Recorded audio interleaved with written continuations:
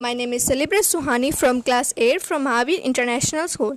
Today I am here to tell you about धर्मे धमन पापे पुण्यम स्टोरी हिंदी.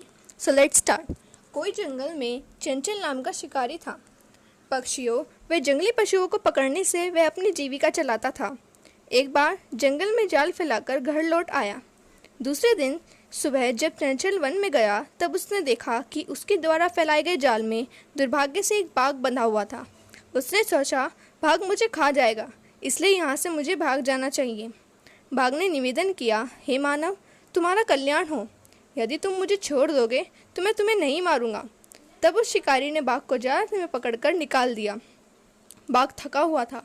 वह बोला, हे मानव, मैं प्यासा हूँ, नदी से जल लाकर मेरी प्यास बुझा दो. बाघ जल पीकर फिर शिकारी से बोला, मेरी प्यास बुझ गई है, अब मैं भूखा हूँ, अब मैं तुम्हें खाऊंगा. चंचल ने कहा, मैंने तुम्हारे लिए धम का उच्चारण किया और तुम मुझे ही खाना चाहते हो. बाघ बोला, अरे मूर्ख, धर्म में धन का और पाप में पुण्य होता ही है, किसी से भी पूछ लो. चंचल ने नदी के पास जाकर नदी के जल से पूछा. नदी के जल ने कहा, ऐसा ही होता है, लोग मुझ में स्नान करते हैं, कपड़े धोते हैं और मलमूत्र आदि भी छोड़कर चले जाते हैं, इसलिए धर्म में धक्का और पाप में पुण्य ही है. चंचल ने वृक्ष के पास जाकर पूछा.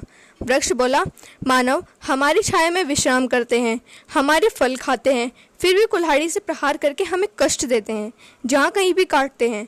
अंत धर्म में धक्का और पाप में पुण्य होता ही है. पास में एक लोमड़ी एक झाड़ के पीछे छिपी हुई थी. वह सब बात सुन रही थी. वह अचानक चंचल के पास आकर बोली, क्या बात है, मुझे भी बताओ. वह बोला, अरे मौसी, तुम सही मौके पर आई हो. मैंने इस बाघ से प्राण बचाए, परंतु यह मुझे ही खाना चाहता है. इसके बाद उसने लोमड़ी को कथा सुनाई.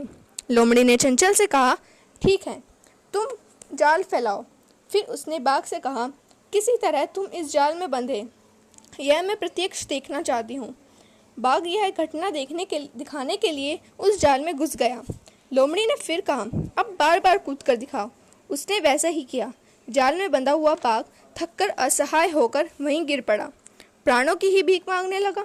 लोमड़ी ने बाघ से कहा, तुमने सही कहा था, धर्म में धक्का और पाप में पुण्य होता ही है.